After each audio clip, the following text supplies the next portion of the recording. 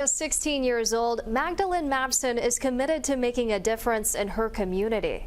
Magdalene decided to take part in the Southern Black Girls and Women's Consortium's #BlackGirlJoy Challenge. She envisioned hosting an event for the community to come together and clean up a local park. With the help of a grant from the consortium, Magdalene was able to put on the event at Castlewood Park. I wanted to come and clean up the park because I love being in nature. It's important to restore the trees that we have left because a lot of them were taken down in the terrible windstorm that we had. Through her efforts, she hoped to create a clean and safe environment for kids to play in. With the help of family and friends, Magdalene also created blessing bags to pass out to the homeless community. I chose items that I felt would be most important when you're in such a vulnerable state. She passed out 36 bags. It brings me joy to help my community and to make sure that children have a clean and safe environment to play in, but also so that people that are in need are taken care of.